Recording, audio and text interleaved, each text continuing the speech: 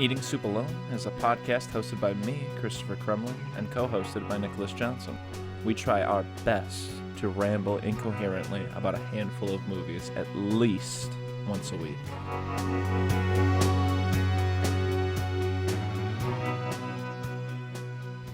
So for the first time in a long time, it used to be tradition, as we lived together like partners, we would watch all these films together. Mm-hmm. Hasn't happened in a long time because Nick left. We watched Jacob's Ladder together. We did. It was nice. We did it out of necessity because we're both bad at our job. True dat. That came out in 1990. Yes. And I don't know if this has ever happened yet on the show, but we just watched two films that came out in the same year. Yeah, that's crazy. And the other film was Teenage Mutant Ninja Turtles. Correct. Distributed by New Line Cinema, the house that Freddy built. For $1 million, Chris, I would have told you that Teenage Mutant Ninja Turtles came out in 1985, 1986. I always thought 89, but 90. Yeah. Did you know the year it came out, it was actually considered the highest grossing independent film Oh, really? ever made? New Line Cinema independent? They're the distributor. I don't know what the production house was. You know what I'm saying? Yeah. Gotcha. And another fun fact: this is one of the last things that Jim Henson worked on. Jim Henson did his house, his creation house. Yeah. I didn't know that at all. That makes a lot of sense. I love the way the Turtles look too. I always have to this day. I like how they look personally. Yeah, that's something that really got me watching it this time is how much work has to go into the person in the suit moving around, the person controlling the mouth, and then the person doing the voice. All three of those have to be pitch perfect together, and they almost always are. Yeah, it's a lot like the Child's Play film with the little doll, like the Brad Dourif. Especially because, from my understanding, Brad Dourif. Not talking about this movie. We already saw this movie, but the voice was apparently, I want to say I can't remember who. I want to say it's the mom from Archer or something like that, but someone else had done the voice, and Brad Dourif was basically dubbing after everything was done, just because they were the voice just doesn't work. Isn't that crazy? No, I didn't know that. Yeah, but anyways, specific to this film, yes, you're right. The trifecta, the three things that have to come together, awesome. There were so many times watching this where I was like, dude, imagine doing that while wearing a 60-pound turtle suit. Oh, I gotta be bigger than that. Yeah. So, anyway, so this film. Background. Is this something you watched growing up? Do you have any nostalgia memories of this motherfucker? Or? Oh, my Ninja Turtles in general, nostalgia always comes from, I think, that cartoon from the mid-2000s. Okay. I can't remember what it was called. And I saw this maybe once or twice, so it was that's old. I don't like it. Really? And so the trilogy was on repeat at my house. Yeah. Even the one where they go back to feudal Japan. I'm don't they got a girl one in there? No, that's the fourth one. That's a TV show called Turtles, The Next Generation. Oh. Yeah. Do you know her name? Julia. I don't know her name. I don't know. Oh, damn. Anyways. Well, how was the rewatch for you? I enjoyed it. I really enjoyed it. Yeah. I like this film a lot. I do too. I think one of the co-creators or just the creator, you can see it on the Wikipedia. I'm not reading anything that's not on the Wikipedia, but in 2022, he even said this is and probably forever will be the best adaptation of my creation. Oh, Eastman and who's the other one named? The other guy. It wasn't Eastman, I think, or maybe it was Eastman. But anyways, basically, Peter Laird. It might have been Peter. I can't remember which one said it, but basically, and I see what they're saying for sure. I definitely see what they're saying. I think that this is her name's Venus. It seems pretty well distilled. It doesn't seem filtered through it's got to be a movie or anything like that. You know what I'm saying? It does seem like the essence is there of the Ninja Turtle. You know what I'm saying? But yeah, so love this film so much. This is burned into my memory. You open on just New York crime wave, the pickpocketing of the chain of just young teens passing the one wallet they stole from hand to hand. For $1 million, I very confidently would have told you this movie came out in 1985, and it starts with the pizza guy coming to the grate to give them the pizza. So when I watched this the other day, I was like, am I watching two? Did I fuck up? Did I Teenage Mutant Ninja Turtles 2? But no. Forgiveness is divine, but never pay full price for late pizza. Anyway, yes, I love... what in the 80s, late 80s, early 90s, I feel like every movie you see, the bad guys, the muggers, the robbers, yeah, are punks with like spiky hair and like Yeah. studded jackets and stuff like that. Did that happen? You want to call a New Yorker? I don't know any. Should we phone a friend? Find an I don't old, know any 80s New Yorkers, unfortunately. Neither do I. But I don't know. Or is it just like, oh, they're counterculture, so modern America thinks that they're going to hurt you. I don't know if it's just like the Jerry Springer thing where like they had punks on, like, what's wrong with you? You're corrupt. Or if there was actually there probably was some street punks doing that kind of thing. But I can't think of anything less punk rock than this kid who has his Sid Vicious t-shirt on. yeah. But April O'Neil gets attacked by thieves. She does, yes. And Raphael saves her. And he, one of the things, they always operate in the shadows, whatever, he throws a sigh to, like, break the light, the street light, and he loses a sigh. And when I was a kid, the whole, like, damn, I lost a sigh. Like, damn! Later on with the Casey Jones thing. The fact that he says damn. This and Blade saying hell got me in trouble in school for sure. Oh, hell yeah. Because I remember swearing to a young girl and her being like, if you swear, I'm gonna... I was like, no, it's a wrong movie. It's not a bad... And, you know... I quoted Blade in class and got in trouble. Okay. I heard a South Park pinball machine say bastard, and I said it later and got in trouble. Yeah, bastard's a good one. Yeah. That's a top tier curse. But yeah, so we meet the turtles. They go down to their little home in the sewers. The four of them. Who's your favorite turtle? It's always a toss-up between Michelangelo and Raphael. I'm going to say Raph. More of a Raph guy. Yeah. What about you? I feel like I've always leaned towards Leo, but like I was watching this, I was like, yeah, Donatello's a cool guy. Donatello's, he does machines. Yeah, he does do machines. Yes, but he doesn't do machines here much at all. I don't think he does any. I don't think there's a computer in this movie. Yeah, but he's really funny in this. He's voiced by Corey Feldman. Oh, I didn't know that. That's a blast. Yeah, and he's got some pretty fun lines, you know.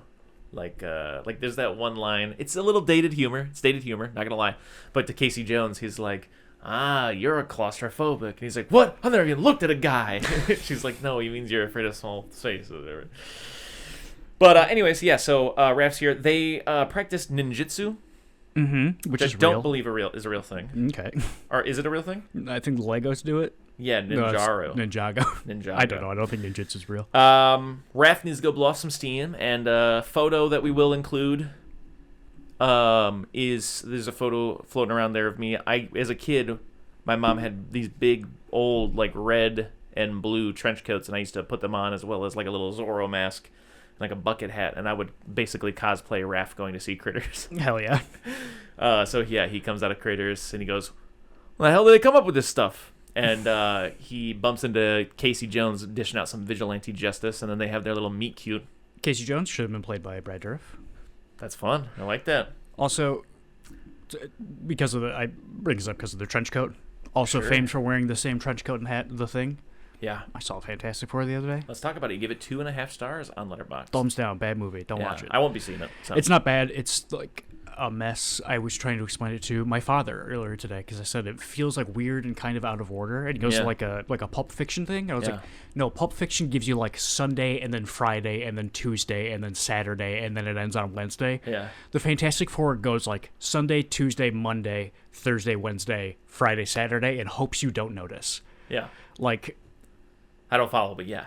The movie starts with spoilers. It's the first 9 seconds of the movie. The Invisible Woman is pregnant. Okay. She's like in the bathroom taking a pregnancy test. Because Reed Richards busted raw inside of her. Busted raw, elongated inside of her. Yeah. And he's like in the bathroom too, like looking for aspirin or something like that. Yeah. And then she goes, "Look, I'm pregnant."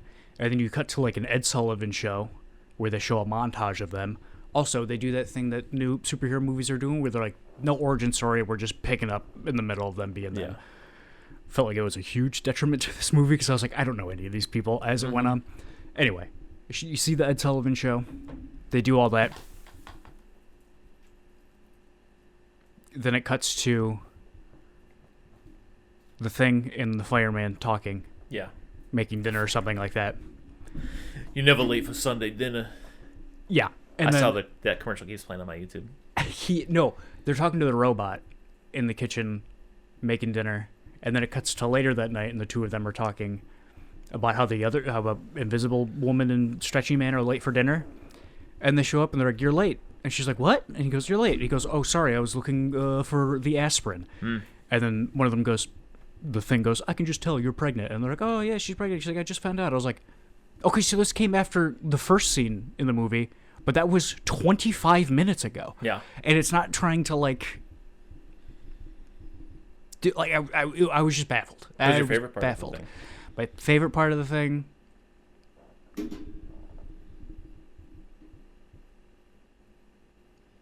Can I spoil the very end of the movie for you?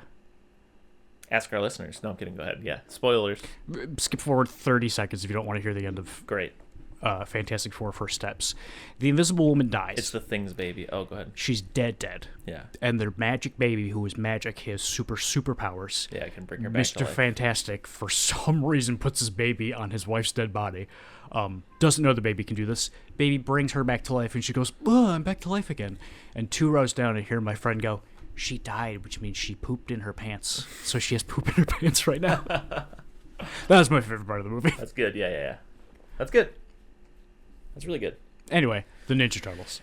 Yeah, the Ninja Turtles. So, you know them. You love them. Donatello does machines. Leonardo is like the leader. In this one, they're young, so he's not full-blown leader. I mean, he sort of tries to assert that role a little bit, but Rude Raph, Michelangelo, pizza, surfer kind of vibe.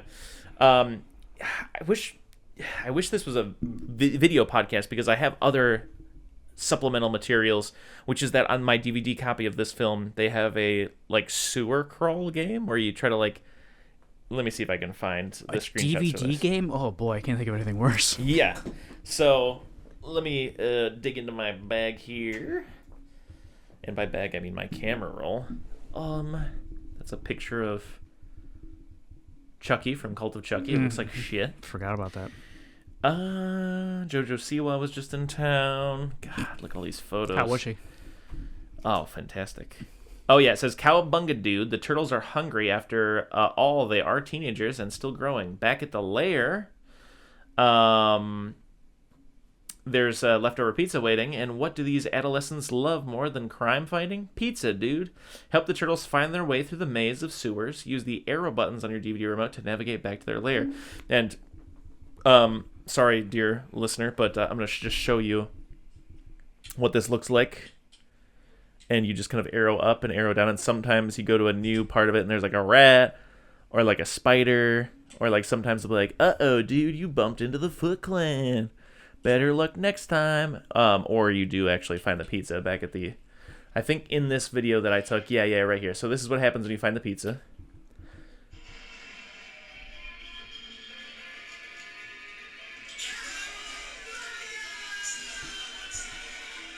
TMNT. That was horrific to listen to in real life. I cannot imagine that going through. Well, leave it in. I and can't. then sometimes you bump into Shredder. Oh, that scared me. Turtle. Turtle. But that looks horrible. It looks like absolutely no fun to play.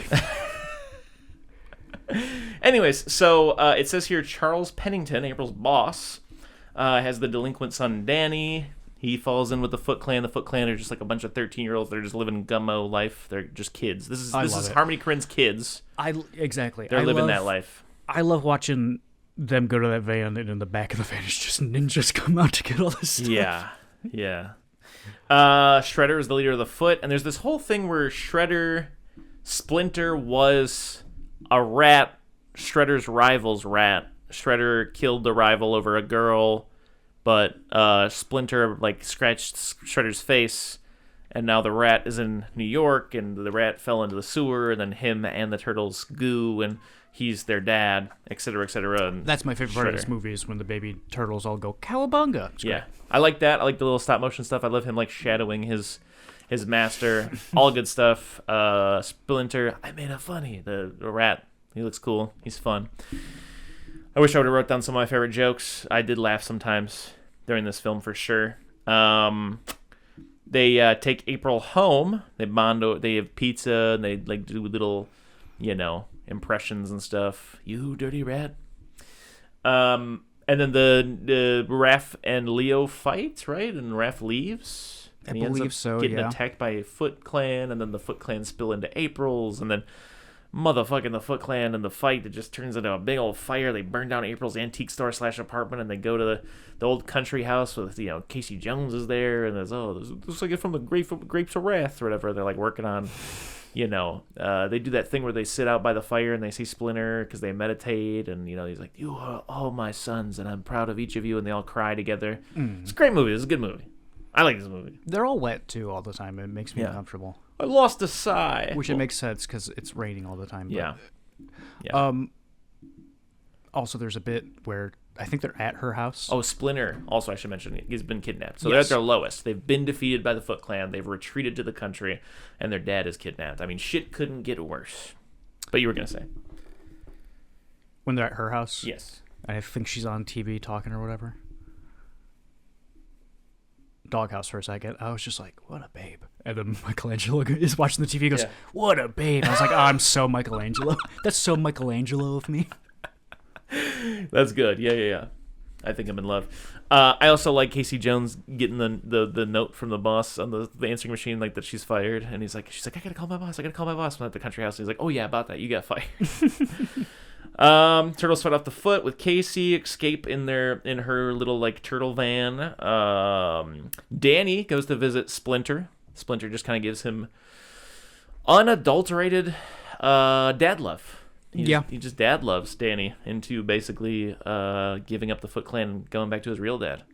Because Danny's like, my dad doesn't care about me, and Danny's like, all fathers love their sons. And it's like, oh man, this rat's gonna make me fucking cry.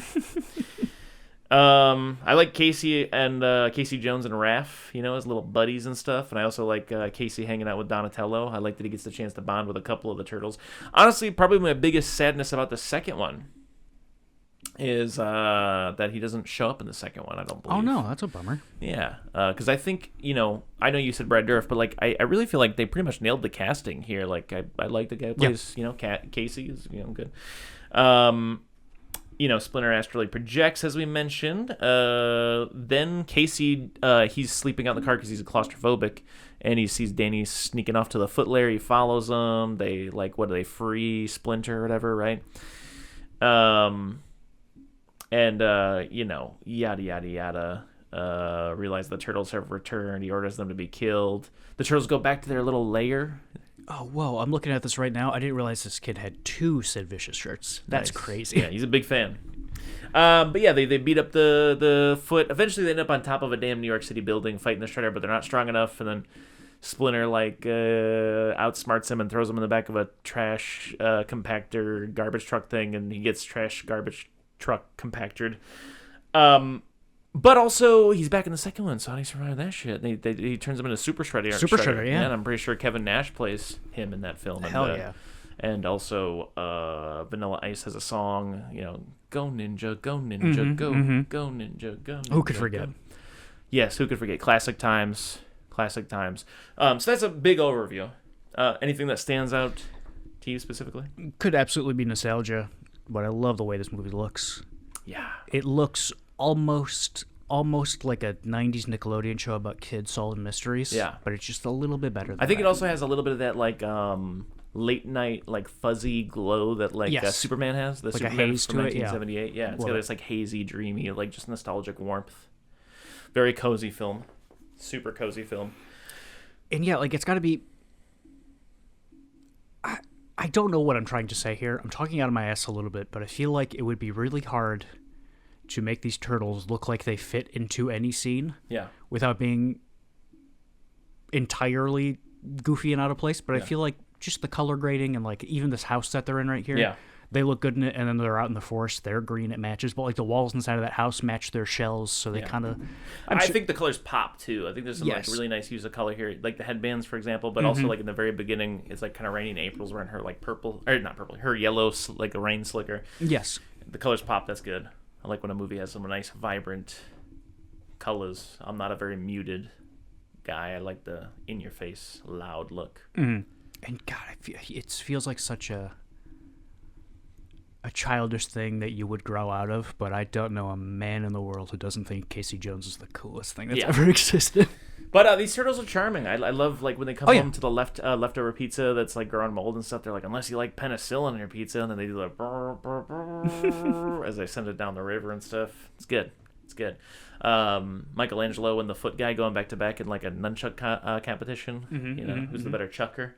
He's like, fellow chucker. It's good. It's fun. Yeah, great. I am going to give this movie, I think, a solid... I'm going to give it A-. Great. I don't know what you're going to give it. You do? I don't know what you're Oh, going I to thought you said you know. I'm going to give it a B. B? Okay. Also forgot Sam Rockwell's in this. Sam Rockwell. Why do I know that name? Who is that again? He's an actor. He's in... What else is Sam Rockwell in? He's in Iron Man 2. I know that. Yeah. And what is Sam Rockwell most known for? What would you know Sam Rockwell from? Well, I'll tell you this. This is a new segment I want to do in the movie called What Have I Seen the LA Beast Eat? I don't know if you're... I just explained the LA Beast to you, and if you're listening, go ahead and look up the LA Beast. But recently, I've been watching a lot of LA Beast, and I watched him eat a crave case to himself, 30 White Castle sliders, which is why I attempted to eat half of one last night. I ate 12, and since then, my piss smells like sliders from White Castle. So, but before we go into what I've watched him recently eat, I would like to talk about, there's actually a section of his Wikipedia called Notable Challenges. Okay. And so I'd like to read to you, Nick Johnson, some of the things that LA Beast has put into his body. Can't wait. Okay, so this one, there's 2 categories: eating, drinking, and there's a third one called other stunts. And actually, I lied to you, there's 4 called world records. But the first one, I'm just going to start with eating.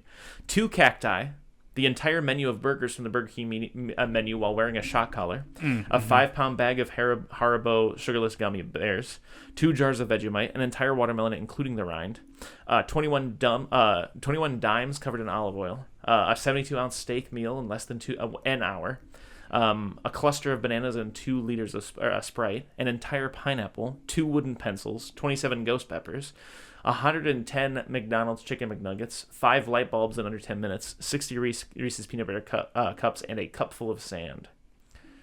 Sand's the worst one out of that to me. Here's some drinking facts about the LA Beast. He has had a 20-year-old bottle of Crystal Pepsi, a gallon of honey while covered in bees, a whole bottle of Ipecac syrup, a mixture of milk and Red Bull from a 3-liter beer glass, 2 liters of Sprite after consuming 18, drinking a whole mega gulp ice drink as fast as possible, afterwards trying to cross a butter-covered floor with an armful of presidents, then suffering a compound fracture of one of his toes after falling and hitting a fridge, a gallon of habanero Tabasco sauce, which he did go to the ER after, approximately 3 pounds of sriracha, an entire bottle of Cristal, 24,000 calories of olive oil from a 3-liter beer glass, 50 raw eggs in 2.5 minutes, 32 ounces of chocolate milk through his nose, 1 gallon of spoiled milk. And we're going to skip over the other stunts and just go to some of the world records he holds, okay? Love it. Here's some world records. Most powdered donuts eaten in 3 minutes. Fastest time to drink 32 ounces of maple syrup. Fastest time to eat all the chocolates from an advent calendar. I love that one. That's my favorite. Most peanut butter cups eaten in under a minute. Most gummy bears eaten with a stick in a minute. Fastest time to drink 2 liters of soda through a straw. Fastest distance walked on Lego bricks barefoot with a relay team. Most ice lollies, which is a British thing. It's a popsicle. Most popsicles eaten in 1 minute. Fastest time to drink 6 beers through your nose. And in the past, he held records for the following: most chicken nuggets eaten in under 3 minutes. Most ghost peppers eaten in under 2 minutes. Most marshmallows eaten in 1 minute. And fastest time to drink a cup of coffee. So... that's the LA Beast. Good on him. Things I've watched him eat recently. I watched him drink water from an 83-year-old World War II emergency water ration. To be fair, he did put it through a filter first because he bought like a testing strip and was like, "This is poor quality. Like I'll probably die if I actually drink this like straight up." You know what I heard someone bring up the other day that I had never thought about, that blew my mind? What's that? You know, companies that make like fallout shelters and like those rations and stuff like that. Yeah. They stay in business. Yeah. That means a lot of people got to be buying that stuff. Yeah, which is just sad. Like, imagine living in that kind of fear, you know? I'd like to have a hobby. That'd be nice. Don't do that one, But to be please. that scared, Yeah. I'll think about it. Yeah. Like, I've even heard, like, some folks that I know personally just be like, yeah, I'm not having kids anytime soon. Like, and they're not even joking. They're like, because the world's about to end from World War III. Wow, yeah. It's like, maybe, but like, should you be like, if it's gonna end, like, why? Like, you know what I'm saying? Like, if you have the kid or you don't have the kid, it's not like neither scenario is different if the world's about to end to World War III. You get what I'm saying? So like, that's a great point. Yeah. You know what I'm saying? So like, don't, you know, yeah, exactly. So what I'm trying to say is like, no matter what the fuck's going on, live your life. You know, just be a good person to the people around you, and you know, you're gonna be fine, right? Yeah. Closing thoughts on TMNT? Pot. Which is the sexiest turtle, Chris? Go. Probably Donatello. I mean, purple's a sexy color. He does machines. He does do machines. I like a bad boy, so I'd say Raph. Then we just finished Jacob's Ladder, which I thought was 1, about the Holocaust, or 2, about murdering children, like kids getting murdered, or 3, a kid being haunted by something. A kid gets murdered and someone gets haunted. Yeah. So I was close. It was a horror film. It was about an American war. It was about Vietnam, though. Yes. Your thoughts or / perceptions or / memories of Jacob Ladder before we watch Jacob Ladder? I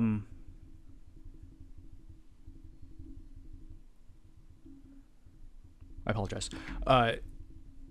It's something I've been hearing about lately, because you know me, I'm in my Silent Hill era. Of course, yeah. And I knew you were a Silent Hill fan, but I didn't know you were in your Silent Hill era. Yeah, I just like. Well, last I heard, you were in like your Yakuza Japanese video game kind of era, but there's just so many of those. I burnt out on them pretty quick. I gotta give it a couple months, and then I'll be back. I promise. Sure. But I love Silent Hill 2 mainly. And just watching insanely long video essays about the games and ones that I know I'm never gonna play and stuff like that. And a lot of them are like, because Silent Hill is so heavily based on Jacob's Ladder. This is here and this is here. Didn't know that. In the third game, I think it starts in a train station that looks almost identical to the one that he's in this, and you can even find like a dead mailman on the floor with like his face covered up, so it's probably him and stuff like that. Or he at the end of this movie is dressed exactly like the main character from Silent Hill 2 and stuff like that. And so I was like, yeah, I'll check it out. I don't know a lot about it, but I'd like to see Jacob's Ladder, and I'm glad we did. I was like, this seems like a Chris-ass movie, so yeah, let's do it. And not my favorite, but it's really good. I enjoyed it. Like it. Yes. Yeah. What'd you think about it? It's right in that era of like horror movies that I like Candyman. Yes. It kind of feels like that. It's got that like this is the kind of film that like when I hear things about the X-Files, like episodes of the X-Files, like at the time when they're coming out, critics and like people watching it were saying like, oh, it's like movie quality, these episodes. It's movies like Candyman or Child's Play or Jacob's Ladder that like really show to me, it's like, oh yeah, now that I have that cultural context of like the caliber of film that was like out in the theater, like yes, for sure there are episodes of the X-Files that like rival any one of these movies. Obviously they're 40-minute long TV shows. They're not like quote unquote as good, but I see what people are saying, right? So this was enjoyable for me. There's so many things that, I mean, for one, there's that guy like you can look up the name, it's like Philip Butt Voltaire. Tell me when you see a name like that in the cast list. His name's like Philip Butt Voltaire. Oh, in the cast list? Yeah. Okay, let me see. I was just gonna Google that. He's in season 4, episode 4 of the X-Files called Unruhi. Okay. What's his name? Philip Butt Voltaire. I'm looking. He plays Pruitt Taylor Vince? Yes. Pruitt Taylor Vince, yeah. Philip Butt Pruitt. So seeing him was fun. He plays in the X-Files, he plays like a guy on stilts that murders. He sees demons and he kills the demons or something. I think he like Chris. Yeah. He's Pa Kent in Superman. This Superman? Yes. No fucking way. That's so fucking funny. Wow. Oh, good on him. That brought a big old smile to my face. That's great. I can't wait to rewatch Superman knowing that. Wow, that's crazy. And he's the priest in Constantine. Constantine. Yeah. Oh my God. Yeah. I brought that up in that episode for sure. Oh, we love this guy. Yeah. We love this guy. Wow, I didn't know he's Pa Kent. That's so cool. I like that movie. I like that Superman movie. It's fun. Yeah. Anyway, what were you saying? Oh, yeah, I was just saying there's like connective tissue in that sense. There's also the guy from Leon the Professional, David Aliero or something. Alio? Yes, you're close. Sorry, I'm still looking at This might be the only film I've seen Tim Robbins in. I think he's also in Shawshank Redemption. Yeah, I don't know. Something like that? I know that, he's in Shawshank, He made a movie. He didn't write a book about how to be a billionaire or be happy or something. Isn't he like a self-help guy? He's like a self-help guy a little bit, right? Isn't that something he does? It's not immediately on his Wikipedia page. Oh my gosh. Not to be confused with Tom Robbins, who is... Yep. Yes, Tom Robbins is the book guy. Yep. Anyways, so yeah, turns out this is a psychological horror. Basically, you start off with Vietnam, and I remember, I didn't write this down, but I made a mental note because I was thinking about war films and how, like something that I've never seen, Saving Private Ryan, but they always talk about how like you can see like the gunfire from the Germans, but you never really get a clear look at them or whatever, and they're really trying to put you in the shoes of like D-Day, Allied forces, and like just that unknown enemy, the unseen enemy, which is a big part of Vietnam, right? Like the Viet Cong being able to hide in guerrilla warfare and not really seeing where they're coming from. So in the beginning, when you don't see any of the like attacking forces, I was thinking about that. I was like, oh, it's interesting, like they're doing that kind of a thing. But then, spoilers, you learn at the end that it's because they were like given some hallucinating drug and they killed each other. Yeah. So I'm now thinking about that thing where like I made that observation. I was like, oh, okay, interesting, and then boom. But anyways, here's some notes I wrote down. Same year as TMNT. There's that one guy in the beginning that is like trench foot and they're smoking weed, and then Unruhi guy's there. And then shit goes to hell. Generally scary, scarring, PTSD type shit. Yes, I think the biggest reason I didn't notice that you don't see anyone from Vietnam in this beginning is because I was talking. Because you were just yapping. No. Yeah. Anytime a war movie shows somebody's arm and or leg get blown into bits and then just be kind of hanging off of them, always works. Always gets me. I'm always just horrifying. I was like, this is the realest movie I've ever seen. Yeah. And it just fucks me up for the rest of the movie. Yeah. So then he cold open, startled awake on the bus. He's just having like a Vietnam nightmare. He's reading The Stranger by Albert Camus. I was trying to see what it was. Yeah, I couldn't tell. A lot of the times, obviously these picks are intentional. I'm not the smartest guy, so I don't necessarily know, what the point of that is necessarily, but I can tell you that like what I do know about The Stranger, which I have read and I like the book, is that it starts with one of the most famous openings in any book ever, because it's about a guy like basically being at his mom's funeral and like not feeling anything necessarily. And so like the whole point of the book is like Albert Camus just threw out this like thought experiment of like a character study on someone who like morally, like what if someone's mom died and they didn't feel anything? You get what I'm saying? And so you go through the rest of the thing, and it's sort of like the only thing that like quote unquote happens in the book is that he ends up going to the beach and he's there with the lady and like friends of a friend or something like that, and the guy ends up like killing a guy like in front of him, and again he doesn't necessarily feel anything. And it's just Albert Camus is like a French philosopher, more whatever. So it's a lot of it's more of just like a moral, like, hey, I'm hot potatoing this into your lap, and like what do you think of this? You get what I'm saying? Just like a character study type deal. So whatever that means in the context of this film, I can't necessarily connect the dots, but just a little background from the guy who did go to school for English or whatever. So I'm not a professor or anything like that. I just, I studied a little bit of English. So there you go. I wrote down dicking around where the turtles live. Yes, absolutely. Can't. I don't live in New York.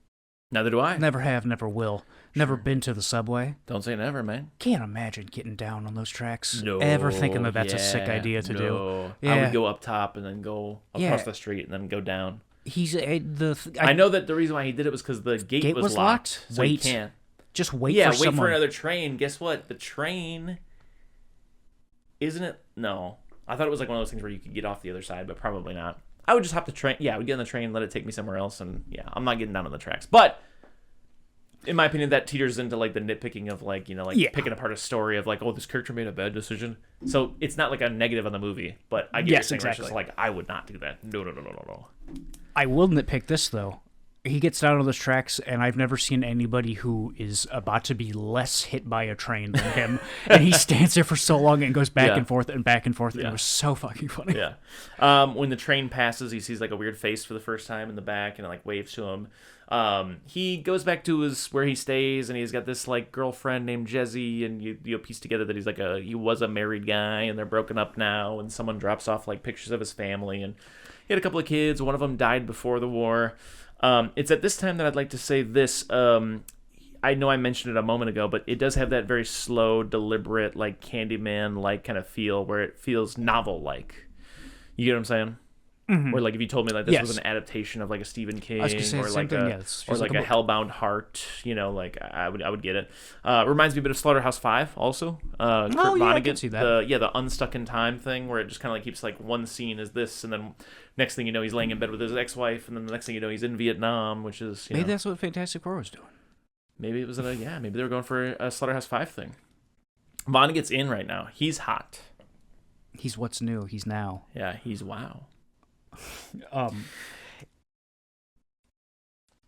The lady reads his palm, though. Well, And they flirt. yeah, but let's go back. So, Carr tries to run him down and kill him. Yes. Demons inside Carr. The goes to spectacled man doctor. yells, "Watch out!" Is that the same guy from the end that looks Yes. like the bear? Mm-hmm. The Dr. Carlson. He goes to see Dr. Carlson. They're like, "There's no Dr. Carlson here," and then he like sneaks his All way right. in, and the guy's like, "I'm sorry, Dr. Carlson died in a car bombing," basically. And then later he meets up with his friend Anruhi in the bar. Philip Duat toiletry. Yes. And he is like, "I see the demons too. They're following me." Pruitt, Davis, Charleston. Pruitt, Hewitt. The news. Huey, Dewey, Louis Carlson. Yes. So, and he says he sees it too, the demon stuff. Then he goes to that party, and the lady's reading his palm, and in there's probably plenty of Oh, yeah, foreshadowing before this. You're way out of order, I think. But Pruitt Taylor Vince. yes, but she reads his palm, and she's like, "You're already dead." So that there's a very blatant, in your face like foreshadowing of. yeah. The twist at the end is that he's bleeding out on the table in Vietnam. Yeah. So it might not have. Excuse me. Might not have even been the drug. Yeah. I mean, this is it's like a Donnie Darko movie. I was gonna make a joke right before that came Yeah, up. make I the was just joke. like, his chiropractor pushes on him wrong at the beginning and kills him. He's imagining the rest of this. Yeah, chiropractor is Leon the Professional's surrogate daddy type character. Yes, and what else was he? Moonstruck, correct? Yeah, he was in Moonstruck. Yeah. Cool guy. Love when he shows up later and he's just pissed, and he rescues. He's way too angry. Yeah, he rescues Jacob Ladder from Modern Medicine. Is he in like a loony bin, for lack of a better term? Good question. At Maybe that it's like part? one of those beauties in the eyes of the art is in the hands of the beholder type. Okay, yeah, type deal. sure. I don't That know. makes sense. Yeah. Because they take him to the saw bathroom. They take him to, where they take him? They take him to where Amanda Kruger gets locked in over the weekend and Yes. yeah, the son of 100 maniacs thing. Yeah. They take him there. But yeah, so the lady tells you you're already dead. Then he at that party freaks the fuck out and imagines his girlfriend's getting like fucked by like some kind of big bug or something. How did I forget that? Yeah. And then he has 106 fever, ice bath type situation. And this is one of my favorite scenes. Me too. Heartwarming. Yes. The whole community coming together to save this one guy. It's just like It's a Wonderful Life. Yeah. just like It's a Wonderful Life. Give me Superman vibes. I was like, oh yeah. Humanity. Good. Hope. I love the old lady going, "Is he okay?" It's like, no, we're all dumping ice on him in a bath. This He's man is not okay. dying. But super sweet. I like that whole scene. I like him like, obviously, oh, he's not actually with his wife. How and many his people have dead son. motorcycles in my neighborhood now? I think it's just the one guy. Just going back and forth? Yeah. Okay. I'd like to get one maybe. I was just talking to someone about this earlier today too, but they say the only reason I don't have one is because they don't tell you what to do if you crash. They tell you what to do when you crash. So Yeah. I'm scared, I hear you.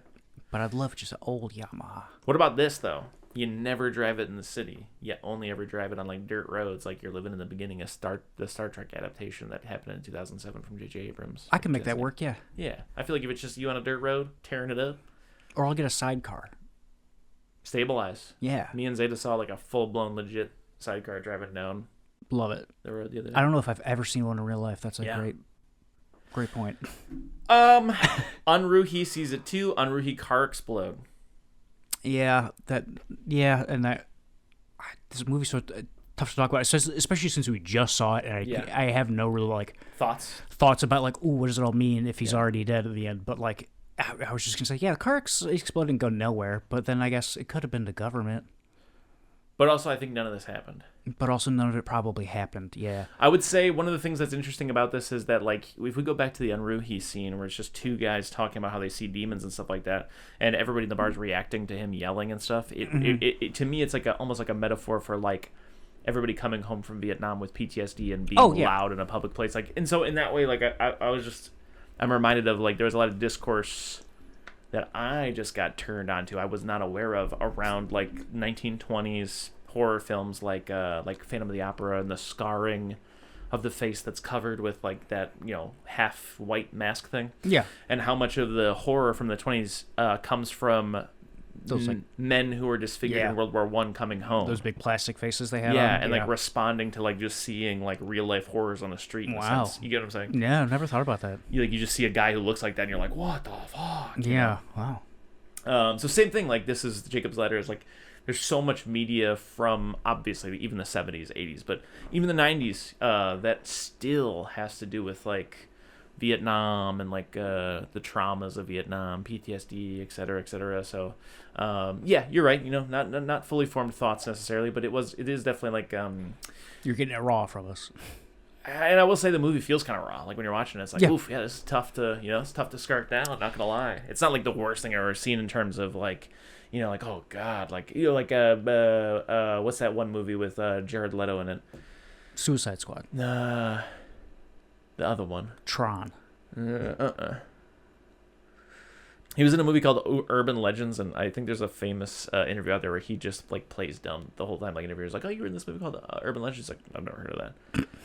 That's funny. Everybody's like, that's weird. That's a weird thing to do. But no, the one where he kills John Lennon. One kills the Mockingbird. Heroin Heights. God, what is it? It's like because he's shooting up heroin. It's the heroin movie. The tough one, the real tough one to watch. Trainspotting? No. Oh, Trainspotting is the fun heroin movie. The not fun one. Oh, it's on the tip of my tongue. Forgetting Sarah Marshall. No. What We Do in the Shadows. It's something like that where it's kind of long. It's got like a over the garden wall edge. God damn it. Jared Leto heroin movie. I'm gonna tie it together in a bow. Requiem for a Dream. So yes, what I was that's saying what it was. Yes, it's a tough watch in the sense that it's like raw, and you're like, man, this is like someone clearly struggling mentally and like just no resources. Yes, nobody. Not only does like to begin with, it's not even on their radar, like what he could even possibly maybe be dealing with, and we as viewers also know that it's probably. There's even a potential it's worse than that. Maybe it's something supernatural that you can't. You know what I'm saying? Like it's all kinds of fucked up. But what I was trying to say is it's not like It's not like Requiem for a Dream where like I'm like God, I'll never watch this again. You get what I'm saying? Like it doesn't break the scale of like how tough. Yeah, absolutely. Would you before I forget? I would not go to Vietnam. There's that part. Okay, I would dodge that draft. My next question: would you? Say this is happening to you. You did go to Vietnam. Let's just pretend. Okay, yeah, I did. Or whatever. You're having thoughts of demons or whatever, and you were convinced that you were insane. Yeah. Would it be better or worse if somebody was like, I'm seeing this too? Way worse. Yeah, right? Horribly worse. Right? Yeah. Horribly worse. I feel like I'd be because in that scenario, like, I am not afraid of people calling me crazy. Like, I would legitimately call my primary care doctor and be like, dude, I am straight up seeing demons. I don't care if you need to, like, what psychoactive, whatever you need to put me on, but, like, cut whatever out of me need help. Yeah. I'd just be like, I straight up need help. Do not want to be seeing demons anymore. Like, I would not be, I understand that, like, the whole point of, like, movies like that is that, like, there's a whole generation of men that, and I know a lot of them that are just afraid of doctor, afraid of anything to do with, the medical profession. That would rather just thug it out. There's even a Patrice O'Neal joke that I love where he's like talking about like how like men and women, it's dated like men are from Mars, women are from Venus kind of thing. But he's like men and women love differently. She's like he's like my wife will call me, and she's like, oh, did you take your pills, your medicine? Like, he's like, I don't know anything about what the fuck kind of pills she's taking. I'll come in her room. I'm like, what are all these pills, you sick bitch? You know, like, he's like, men don't care. Also, he's like, I'd let my prostate fall out of my asshole before I, get the fucking prostate exam. He's like, and even if it did fall out, he's like, I'd probably call a buddy and be like, did your prostate ever fall out? What'd you do? Oh, you just stuck it back up there in a little bit of duct tape? Okay, yeah. But anyways, all I'm trying to say is that, like, yeah, I understand that, like, not only narratively is it more tense, but also it is true that, like, there's a lot of folks that would just, like, keep it to yourself, like, ignore it, yada, yada, yada. But me, I would be like, they'd be like, oh, what about Thursday? I'd be like, no, today. I need to talk to a man with a doctorate. I need it. Yeah. But yes, worse, way worse. To answer in short, way worse. I do like the scene of him and the guy at the bar. Yeah. It's him and Charles Bronson Peele. Yeah, I love Pruitt.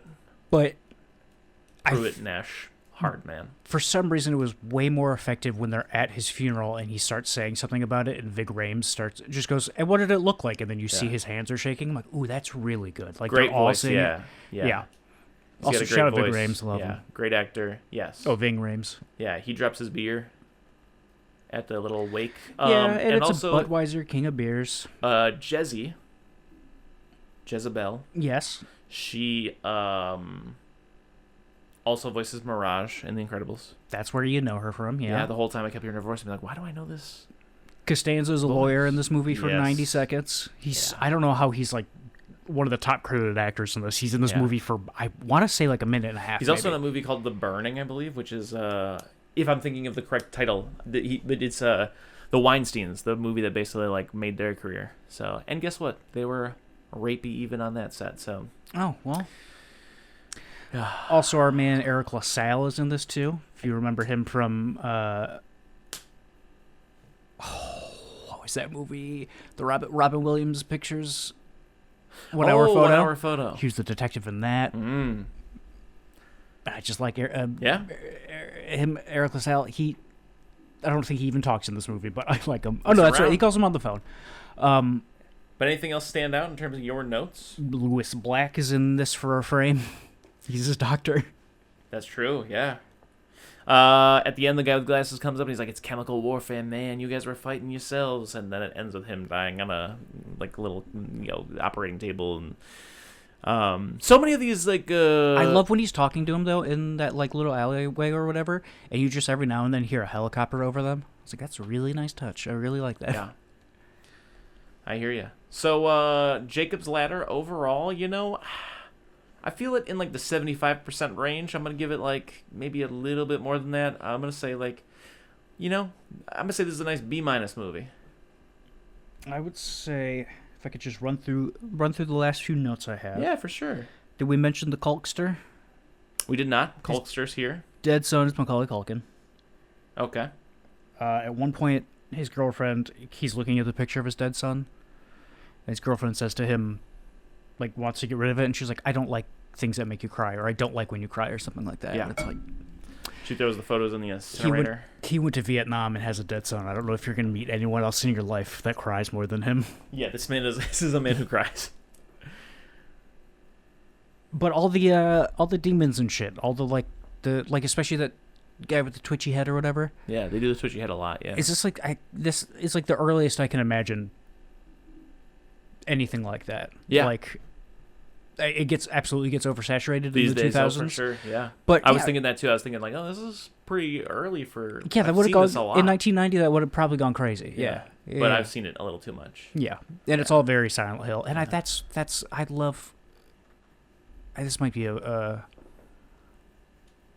not a great thing to say, but, like, with this and, like, Silent Hill or Twin Peaks in that game Deadly Premonition, I just love when a very American thing gets in the hands of a very Japanese guy or a group of Japanese guys. The melting pot. The who cultural really melting like pot. it, and then go, I'm just going to do one of those. Yeah. And then it just goes through the filter of the experiences of a Japanese man, and then it comes out. I just love that shit. It's Wonderful. so good. Yeah, I hear you. Well, probably a little on the shorter side, but hey, Absolutely. There's shit. Life happens, man. So just asking for a little bit of grace. I lied to you in a text message and said that I was going to pick the Fantastic Four from, like, 1991 or whatever, that movie. Yeah, the Roger Corman one. Yeah. Well, the reason why I lied to you is because you know what I want to watch even more? What's that? Christine. Okay, yeah. The John Carpenter movie that's an adaptation of Stephen King about the killer car. That, from what I understand, is more of what Halloween Ends is than a Halloween movie. Gotcha. And I love Halloween Ends. Although I have some gripes with it. And I think you also appreciate some things about it. Yes, absolutely. It's probably my favorite Halloween sequel besides Halloween 3. Those are the two that I like the most, I think. Halloween Ends and Halloween 3. Absolutely. I like Kills. I'm excited to rewatch Kills. We're at the point, me and my fiance, where we're at the Gordon James Green or whatever, Howard Gordon Green. What's his name? David Gordon Green. Pruitt Taylor Vince. Yeah, Pruitt David Vince. I don't know anybody's name, I guess.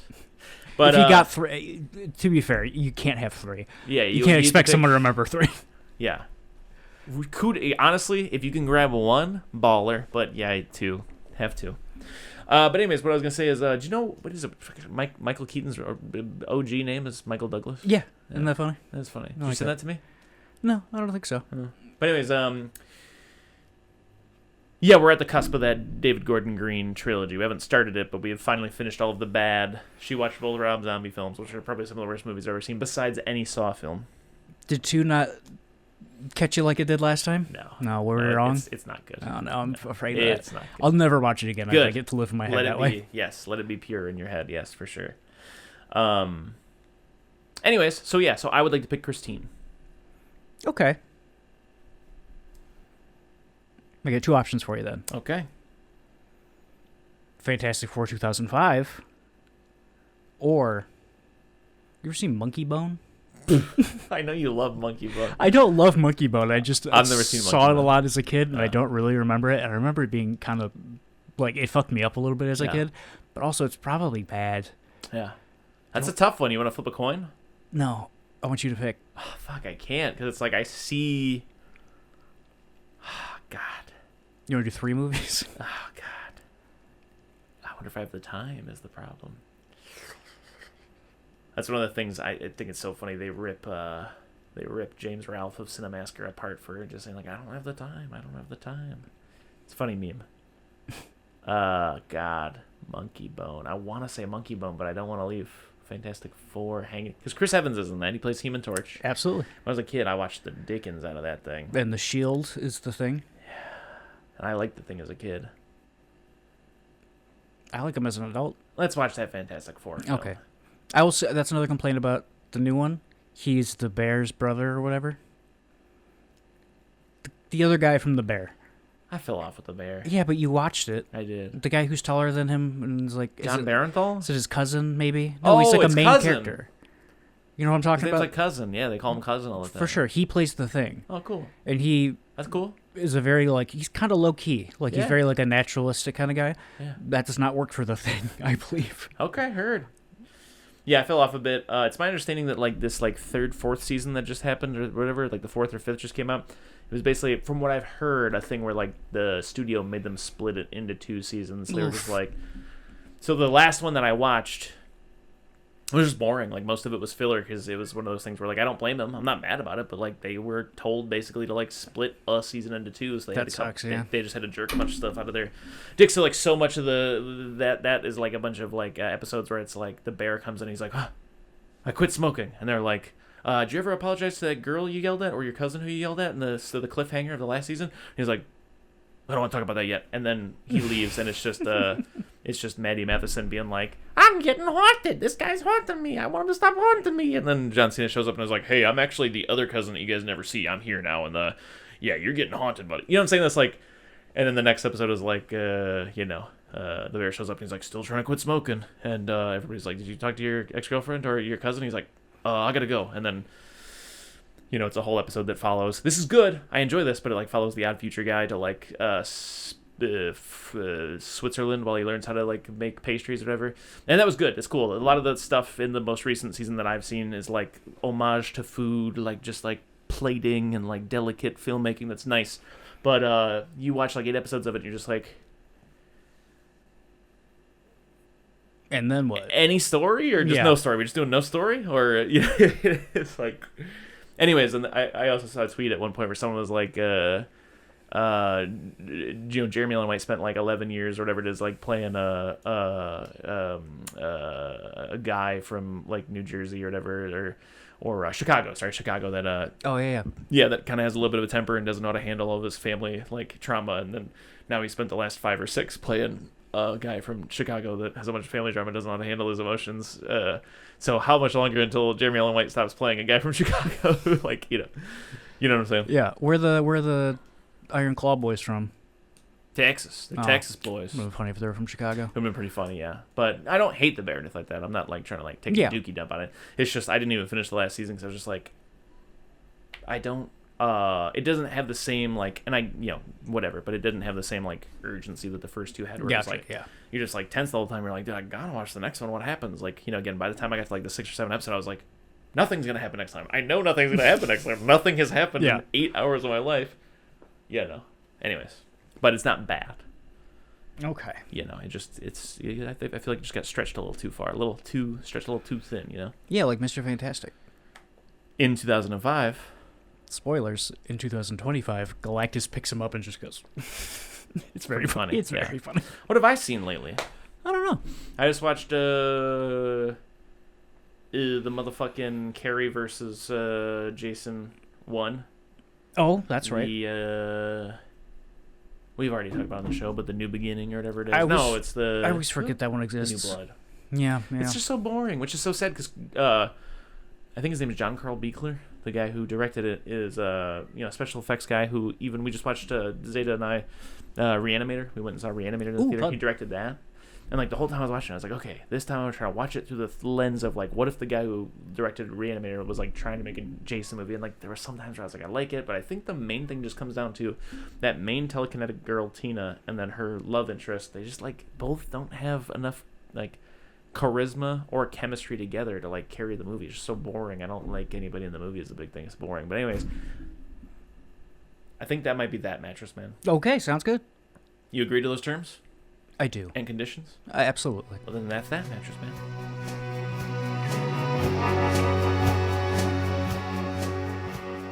If you need more soup, follow us on Instagram, Facebook, and Twitter, or go to our website, eatingsoupalone.com. And until next time,